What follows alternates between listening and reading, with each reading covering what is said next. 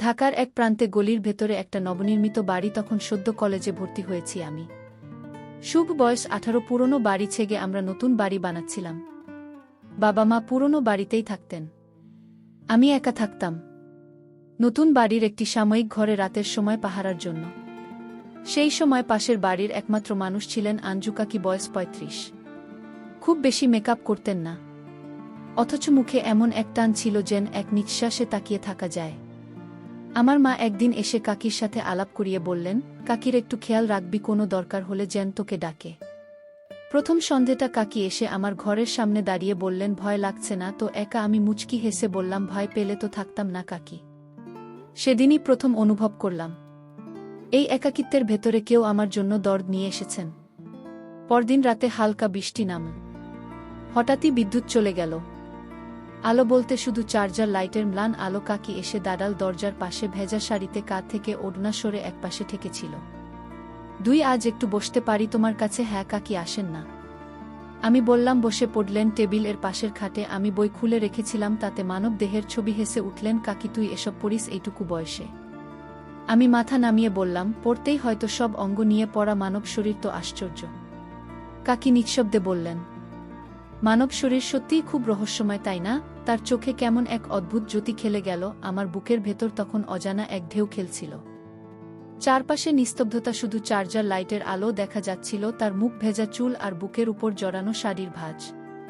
আমি তাকিয়েছিলাম খুব সরল চোখে, অথচ ভিতরে সবকিছু তোলপাড়। কাকি হয়তো বুঝতে পারলেন, নরম গলায় বললেন, শুভ, তোর মনে অনেক কথা জমে আছে, তাই না? আমি মাথা নিচু করে বললাম, হয়তো বলা হয় না কাকে। তিনি এগিয়ে এসে আলতো করে আমার গাল ছুঁয়ে বললেন, আমি শুনব যখন বলবি। আমার মনে হলো বহুদিন পর কেউ আমাকে বুঝতে চাইছে।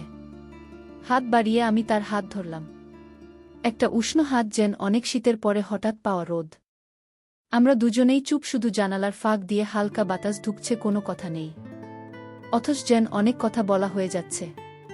হঠাৎই বিদ্যুৎ ফিরে এলো। কাকি উঠে দাঁড়ালেন, আজ যাই, কাল আবার আসবো। আসবেন তো? আমি জিজ্ঞেস করলাম। তিনি শুধু মুচকি হেসে বললেন, তোকে একা ছেড়ে কিভাবে থাকি বলতো? আমি জানতাম এই রাতে যা শুরু হলো তা কেবল একা ঘরে থাকার গল্প নয়, বরং এক গভীর অদ্ভুত অনুভূতির জাল, যেখানে একজন কিশোর ধীরে ধীরে বুঝতে শিখছে মন শরীর সম্পর্ক আর একাকিত্বের ভাষা। দুপুরটা ছিল অদ্ভুত নিস্তব্ধ। বাড়ির মিস্ত্রিরা সেদিন আসেনি, গেট বন্ধ, আশেপাশে কারো সাড়া নেই। আমি একা বসেছিলাম বারান্দায় একটা পুরনো বই নিয়ে। হঠাৎ সামনের গেট খুলে কাকি ঢুকলেন, হাতে একটা বালতি। শুভ, টিউবওয়েল থেকে একটু পানি নেব। ভাবছিলাম বাড়িতে চাপ নেই আজ। নেন কাকি, আমি টিপে দিচ্ছি। উঠে দাঁড়িয়ে বললাম। দুজনেই এগিয়ে গেলাম টিউবওয়েলের কাছে। কাকি জানালেন, আজ একটু গরম লাগছে বেশি। ভাবছিলাম গোসলটাও সেরে নেই। আমি একটু চমকে গেলাম। কিছু বলার আগেই কাকি মুচকি হেসে বললেন, ভয় পেয়েছিস নাকি? আমি তোদের বাড়ির মতোই দেখি তোকে, এখানে কেউ নেই, ভাবলাম তোর সাহায্য পেলে কাজটা সহজ হবে। আমি শান্ত গলায় বললাম, ঠিক আছে কাকি, বললেই হলো, আমি আছি। কাকি ধীরে ধীরে শাড়ি সামলে পানি নিতে শুরু করলেন। ভেজা চুল কাঁধ ছুঁয়ে নেমে এসেছিল, গলায় পেঁচানো ওড়নাটা খুলে ফেললেন। তাতে তার সাদামাটা ব্লাউজটা আরও স্পষ্ট হয়ে উঠল। আমি নিজে চোখ ফিরিয়ে নিচ্ছিলাম, অথচ মন যেন আটকে গিয়েছিল। কাকি বললেন, পিঠে সাবান দিতে পারছি না রে, তুই দিস না একটু? আমি কয়েক সেকেন্ড চুপ করে থাকলাম, তারপর সাবানটা হাতে নিয়ে আলতো করে তার পিঠে ঘষে দিলাম। ভেজা শরীরে স্পর্শ করতে গিয়ে প্রথমবার জানলাম কেউকে ছুঁয়ে দেওয়ার চেয়ে অনুভব করে স্পর্শ করাটা আরও বেশি গভীর কিছু। ধরিস তো, বেশ নরম হাতে। কেউ কখনো এভাবে ছুঁয়েছে তোকে? না কাকি, আমারও মনে হয় কেউ এভাবে ছুঁয়ে দেয়নি আমাকে বহুদিন। কাকি ধীরে ধীরে ফিরলেন। আমার চোখের সামনে তার বুকের কাপড়ে ভেজা ছাপ। কাকির চোখে এক আশ্চর্য রকম স্নিগ্ধতা। আমার দৃষ্টি নিচু হয়ে এলে কাকি হেসে বললেন, ভয় পেয়েছিস? আমি মাথা নাড়ালাম। আমার কণ্ঠ যেন গলায় আটকে দিয়েছিল। হঠাৎ বাইরের গেট খুলে শব্দ হলো। আমার মা হঠাৎ এসেছেন কিছু জিনিসপত্র নিয়ে। আমি তাড়াতাড়ি পেছন দিকে সরে গেলাম। তাকে দ্রুত কাপড় গুছিয়ে নিয়ে এগিয়ে গেলেন। মা ঘরে এসে বললেন, তুই তো বাইরে দরজা খুলে দিলি না কেন? আমি হাসতে হাসতে বললাম, আসলে টিউবওয়ে এর পাশে ছিলাম, শুনিনি।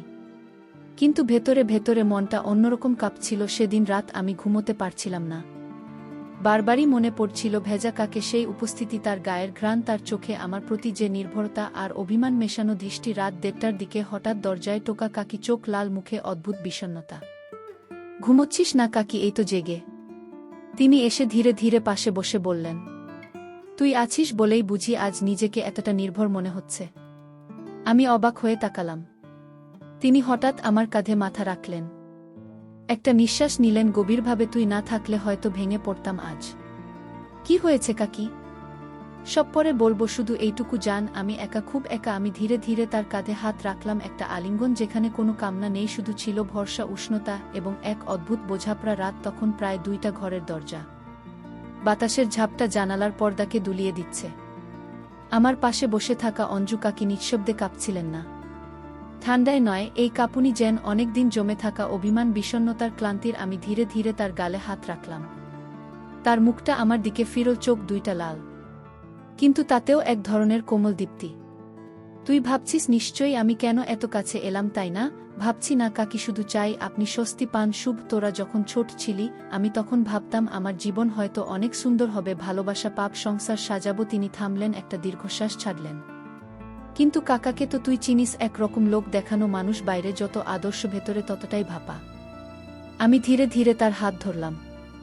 তিনি কি আপনাকে ভালোবাসেন না? ভালোবাসা, সে তো অন্য নারীর সাথে সম্পর্ক রেখে ঘুরে বেড়ায়, ঘরে ফিরে কোনোদিন জিজ্ঞেসও করেনি আমি কেমন আছি। একটু থেমে কাকি আমার দিকে তাকালেন। তুই জানিস, এমন একটা রাত আসে যখন মনে হয় কেউ যদি থাকতো পাশে, একটু শুধু জড়িয়ে ধরত, বলতো তুমি একা নও। আমি নিঃশব্দে এগিয়ে এসে তাকে আলিঙ্গন করলাম। তিনি ঠোঁট কামড়ে চোখের জল চেপে রাখলেন। শুভ, তুই ঠিকই করিসনি তো আমাকে এতটা কাছে টেনে। কিছুই ভুল নাই কাকি, আমি শুধু চাই আপনি বুঝতে পারেন, আপনাকে কেউ বুঝতে চায়। তিনি আমার কাঁধে মাথা রেখে চুপ করে রইলেন। আমার হাতগুলো তার পিঠ ছুঁয়ে রইল, উষ্ণ, স্থির। ধীরে ধীরে কাঁপন থেমে গেল। এই প্রথম বুঝতে পারলাম, কাউকে ভালোবাসা মানে শুধু শরীরের টান নয়। ভালোবাসা মানে কাউকে এমনভাবে আগলে রাখা যাতে তার মনটা একটু স্বস্তি পায়। কিছুক্ষণ পর কাকি আলতো করে আমার মুখে তাকিয়ে বললেন, শুভ, তুই না থাকলে আমি হয়তো আজ কান্না থামাতেই পারতাম না। আমি হেসে বললাম, আমিও তো আপনাকে ছাড়া এতদূর একা আসতে পারতাম না। কিছু সময় একে অপরের গায়ে মাথা রেখে চুপচাপ বসেছিলাম। হৃদয়ের গতি, নিঃশ্বাসের আওয়াজ, আর ছিল এক অদ্ভুত মানসিক টান যা কোনো কথা ছাড়া সব বলে দিতে পারত। হঠাৎ বাইরের কুকুরের ডাকে কাকি চমকে উঠলেন। আমি এবার যাই, লোকমুখে কিছু উঠলে। কিন্তু আবার আসবেন তো কাকি, তুই ডাকলে তো আসতেই হবে। আমি আজ নিজেকে তোর মাঝে খুঁজে পেয়েছি। তিনি ধীরে ধীরে বেরিয়ে গেলেন অন্ধকারে। আমি জানালার ফাঁক দিয়ে দেখছিলাম তাকে, চাঁদের আলো, ভেজা চোখ, কিন্তু হালকা হাসি মুখে। সেদিন কলেজে হঠাৎ একটাই ছুটি হয়ে গেল। রোজটা বেশ কোমল ছিল। বাইরে একটা হালকা হামা বইছিল, যেমনটা সাধারণত বসন্তের শেষ ভাগে হয়। বাড়ি ফিরতেই দেখলাম পাশের বারান্দা থেকে কাকি ডাকলেন, শুভ, আজ তো তাড়াতাড়ি? হ্যাঁ কাকি, আজ ক্লাস কম ছিল তাই চলে এলাম। তিনি একটু থেমে বললেন, তাহলে এসো। দুপুরের খাবার একা একটা ভালো লাগছিল না, রান্না করেছি তোমার পছন্দমতো খাসির মাংস আর পোলাও। সত্যি? আমি হেসে উঠলাম। তার হাসিটাও তখন ভীষণ কোমল লাগলো, যেন একদম ঘরের আপন মানুষ ডাকছে। রান্নাঘরটাতে ঢুকতেই চোখে পড়ল কাকির পরনে হালকা রঙের একটা ঘরের কামিজ, চুল পেছনে বেঁধে রাখা, গাল 2টা হালকা ঘেমে চকচক করছে। তুই হাত মুখ ধুয়ে আয় আগে, তিনি বললেন। আমি ধুয়ে এসে মাটির ছোট্ট চৌকিতে বসতেই তিনি আমার সামনে খাবার সাজিয়ে দিলেন। পাশে বসে বললেন, আমারও খেতে ইচ্ছে করছিল না, কিন্তু তুই আসবি ভেবে রান্না করলাম। আমি একটু থমকে বললাম, আপনি কি জানতেন আমি আসব? মন বলছিল হয়তো আজ শুভকে দরকার হবে আমার। আমি হেসে ফেললাম। কাকির দিকে তাকাতেই চোখে পড়ে গেল ওনার গলার নিচে কয়েক ফোঁটা ঘামের বিন্দু। কেমন এক অদ্ভুত ডান কাজ করছিল মনে। তিনি দেখলেন আমি তাকিয়ে আছি। কি রে, গরমে ঘেমে গেছি তাই না? না কাকি, মানে আপনি ক্লান্ত দেখাচ্ছেন। তুই থাকলে সব ক্লান্তি ভুলে যায় শুভ। তার গলা একটু কাঁপছিল। হঠাৎ আমার হাতটা আলতো করে ধরলেন। তুই জানিস, তোকে কাছে পেলে মনে হয় আমি আবার মেয়েবেলা ফিরে পাই। আমি একটু চুপ করে গেলাম। আমার হাত তার হাতে, সেই হাত থেকে শরীরের দিকে যেন উষ্ণতার ঢেউ ছড়িয়ে যাচ্ছিল। তিনি ধীরে ধীরে বললেন, শুভ, তোকে প্রথম দেখার দিন থেকেই মনে হয়েছিল এই ছেলেটা আমার নিঃসঙ্গতা বুঝবে। জানি না কেন। আমি মুখ তুলে বললাম, কারণ আমি নিজেও একা আর একাকিত্বকে বুঝি খুব গভীরভাবে। এক মুহূর্ত চুপ, তারপর তিনি হঠাৎ আমাকে আলিঙ্গন করলেন। সেই আলিঙ্গনটা ছিল না কোনো কামনার, ছিল শুধু এক ভরসার, নির্ভরতার আর ভালোবাসার শ্বাস ভর্তি স্পর্শ। তার গায়ের ঘ্রাণ, তার হৃদয়ের ধুকপুকানি, সবকিছু যেন আমাকে চুপচাপ বলে দিচ্ছিল, তুই আমার আর আমি তোরই মতো কিছু। কিছুক্ষণ পর তিনি মুখ তুলে বললেন, চল খাওয়া শেষ করি, তারপর একটু ঘুমাবো। আপনি ঘুমাবেন এখানে? তুই থাকলে আমার ঘুম ভালো হয়। শুভ তিনি হেসে ফেললেন। আমি শুধু তাকিয়ে রইলাম তার দিকে। ভেতরে মনে হচ্ছিল এই মানুষটার ভেতরে গিয়ে ঝড়। আমি কি একটু হলেও প্রশান্তি হতে পারছি? বিকেলটা ছিল শান্ত, কিছুটা বিষণ্ণ সন্ধ্যের আলো তখনও জানালার ভাগ গলে ঘরে ঢোকেনি। শুভ ছিল বাজার থেকে হাতে কাকির জন্য কিছু ফল আর ওষুধ। দুপুরে খবর পেয়েছিল কাকি একটু অসুস্থ, মাথা ঘুরে পড়ে গিয়েছিলেন। ঘরের মেঝেতে বর্জর 12 মিনিট অচেতন ছিলেন। কিন্তু শুভর ভিতরটা কেমন যেন হিম হয়ে গিয়েছিল। ঘরের দরজাটা খোলা পেয়েই সরাসরি ভেতরে ঢুকে পড়ল সে। কাকিকে দেখল খাটে আজ শোয়া অবস্থায়। এক হাতে কপাল চেপে ধরে আছেন, চোখে মুখে ক্লান্তির ছায়া, তবু একটু হাসি ফুটে উঠল ওনার ঠোঁটে। শুভকে দেখে তুই এলি, ভাবলাম বুঝি ব্যস্ত হয়ে পড়বি। শুভ ব্যাগ থেকে ফল আর ওষুধ বের করে পাশে টেবিলে রাখল, তারপর চুপচাপ বসে পড়ল কাকির পাশের চেয়ারে। কাকির কপালের ঘামে ভেজা চিল সরিয়ে দিতে গিয়ে শুভর হাত হঠাৎই কাকির গালে ছুঁয়ে গেল। এক মুহূর্তের জন্য দুজনের চোখ আটকে গেল একে অপরের দৃষ্টিতে। তোর ছোঁয়া আজ অনেক শান্তি দিল রে শুভ, কাকি ফিসফিস করে বললেন। শুভ জানে না কেন বুকের ভিতর কেমন করে উঠল। এক ধরনের দমবন্ধ করা ভালোবাসার স্পর্শ ছড়িয়ে পড়ল। মুহূর্তেই কাকির গলার সেই নরম স্বর আর চোখের গভীর চাহনি, সব মিলিয়ে শুভর মনের ভিতরটা কেমন যেন কেঁপে উঠল। আমার মনে হয় তুই পাশে থাকলেই আমি তাড়াতাড়ি সুস্থ হয়ে যাব। শুভ একটু হেসে বলল, আপনি তো এমন বলেন না কখনো, আজ এতটা আবেগী কেন? কাকি চোখ নামিয়ে বললেন, বয়সের সঙ্গে সঙ্গে মানুষ একটু নরম হয় রে। আর যখন বুঝতে পারে কেউ নিঃস্বার্থে ভাবে ওর পাশে আছে, তখন ভেতরের দেওয়ালগুলো একটু একটু করে গলে যায়। একটু থেমে আবার বললেন, আমার শরীর দুর্বল ঠিকই, কিন্তু মনটা আজ শান্ত। তুই আছিস বলে। শুভ নিঃশব্দে কাকির হাত ধরল। সেই হাতির উষ্ণতা, সেই নরম আঙুল যেন কত কথা বলে দিল। মুহূর্তে কাকি তাকিয়ে রইলেন শুভর মুখের দিকে। শুভ অনুভব করল এই নৈশব্দ, এই নরম ছোঁয়া, এই মুহূর্ত, এর নামই হয়তো নিঃশব্দ ভালোবাসা। কোনো চুমু নয়, কোনো প্রকাশ্য আলিঙ্গন নয়, তবু সেই বিকেলের আলো। ভেতর জড়িয়ে রইল এক অদ্ভুত গভীর টান। শুভ জানে না এই অনুভবের নাম কি, কিন্তু কাকির পাশে বসে থাকা সেই বিকেলটা তার জীবনের সবচেয়ে গভীর বিকেল হয়ে থাকবে। ঘরটা নিঃশব্দ, জানালার পর্দা নড়ছে না। কাকির নিঃশ্বাসের শব্দ কেবল কানে ভাসে। শুভ পাশে বসে আছে, দুইটা হাত কাকির শুষ্ক হাতের উপর রাখে। কাকি চোখ মেলে তাকান, সেই দৃষ্টিতে ক্লান্তি, কিন্তু এক ধরনের প্রশ্রয়ও মেশে আছে। শুভ বুঝতে পারে আজ তার উপস্থিতি কাকির কাছে শুধু প্রয়োজন নয়, অবশ্যতা। তুমি একটু থাকো। শুভ স্বরে কোনো অভিযোগ নেই, বরং এক নিঃশব্দ প্রার্থনা। শুভ মাথা নাড়ে, সে বুঝতে পারছে না ঠিক কি করা উচিত, কি বলা উচিত, শুধু অনুভব করছে এই অসুস্থতা যেন কাকির শরীরেই সীমাবদ্ধ নয়, তার চোখে মুখে আর ঠোঁটের কোণে জমে থাকা যন্ত্রণাগুলো যেন বহু বছরের। নিঃশব্দ একাকিত্ব। হঠাৎ কাকি শুভর হাতটা নিজের বুকে চেপে ধরেন। আমার খুব ব্যথা করে। শুভ ভীষণ কষ্ট হয়। শুভ থমকে যায়, তার হাতটা নড়তে পারে না। বুকের ভেতরে ছাই ছাই লাগে। কাকির মুখটা কাছে, খুব কাছে, মনে হয় শরীর নয় আত্মা ছুঁয়ে যেতে চাইছে সে। কাকি চোখ বুজে ফিসফিসিয়ে বলেন, জানিস এমন কষ্টের সময় কেউ পাশে থাকলে বেঁচে থাকা সহজ হয়ে যায়, কেউ না থাকলে মনটাও হঠাৎ করে দমবন্ধ হয়ে আসে। শুভ আর নিজেকে ধরে রাখতে পারে না, সে হাতটা তুলে কাকির মাথায় রাখে। ধীরে ধীরে চুলে বিলি কেটে দেয়। কাকি কিছু বলে না, শুধু চোখ বুজে শুভর কাঁধে মাথা রাখেন। শুভ জানে না এই মুহূর্তে সে কি হয়ে উঠছে, এক আত্মীয়, এক সাথী, নাকি একজন অনাহুত প্রেমিক।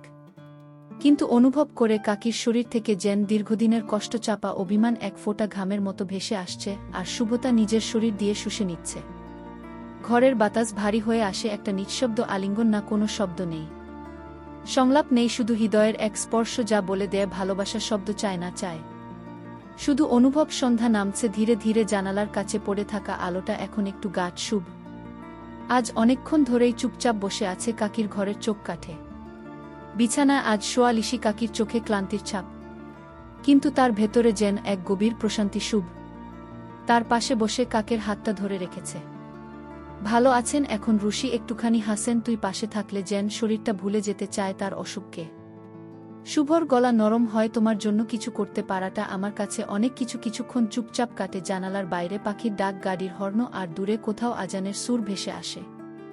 হঠাৎ রুশি বলে ওঠে, শুভ জানিস তো একটা সময় ছিল যখন ভেবেছিলাম ভালোবাসা মানেই বন্ধন, দায়িত্ব, শৃঙ্খল। কিন্তু তুই এসে বুঝিয়ে দিলি ভালোবাসা আসলে মুক্তি, বোঝা নয়, বরং এক ধরনের আশ্রয়। শুভর চোখে জল, ও কিছু বলে না, শুধু রুশির হাতটা চেপে ধরে। আমি জানি সমাজ কি ভাববে, রুশি শান্ত স্বরে বলে, কিন্তু তুই যদি সত্যিই বিশ্বাস করিস তাহলে আমি আর কিছু ভাবতে চাই না। শুভ এবার ওর দিকে তাকায়, বলার মতন কিছু খুঁজে পায় না। শুধু এক নিঃশব্দ চুমু রেখে দেয় কাকির কপালে, একটা আদরের স্পর্শ, একটা নিঃশব্দ প্রতিশ্রুতি। রুশি কাকি চোখ বন্ধ করেন, যেন সেই চুমুতেই শুয়ে পড়েন এক নিশ্চিন্ত আশ্রয়, সমাপ্তি নয়, এক উপলব্ধির শুরু। এই গল্পটা এক নিঃশব্দ সম্পর্কের, যে সম্পর্ক নিয়মের চেনা পথে হাঁটে না, যে সম্পর্কে নেই সমাজের অনুমোদন কিন্তু আছে এক গভীর সম্মান, শ্রদ্ধা আর নিঃস্বার্থ ভালোবাসা। শুভ আর ঋষির এই অদ্ভুত মেলবন্ধন একদিকে যেন প্রশ্ন তোলে, ভালোবাসার বয়স হয় কি, সম্পর্কের নাম না থাকলেও কি তা মিথ্যে, এবং অন্যদিকে গল্পটা বলে ভালোবাসা মানে কেবল দেহের আকর্ষণ নয়, বরং দুটি একাকী প্রাণের একসাথে পথ চলা। সমাজের চোখে যেটা ভুল সেটাই কারো জীবনে হতে পারে আশ্রয়। প্রেমের রূপ বহুবিধ, কোনো সম্পর্কের মূল্য কেবল তার নাম বা গাঁটছড়ায় নাই, বরং সেই সম্পর্ক কতটা শ্রদ্ধাশীল, সহানুভূতিশীল, আন্তরিক। তার মধ্যেই, একাকিত্বের মধ্যে কেউ কাউকে যদি ভালোবাসা, সম্মান ও আশ্রয় দেয়, তবে সেটা সমাজের চোখে যেমনই হোক, হৃদয়ের দিক থেকে তা চিরন্তন। বন্ধুরা, গল্পটি এখানে সমাপ্ত করলাম। গল্পটি ভালো লাগলে একটি লাইক ও চ্যানেলটি সাবস্ক্রাইব করে দেবেন। ভালো থাকবেন সবাই, দেখা হচ্ছে পরের ভিডিওতে।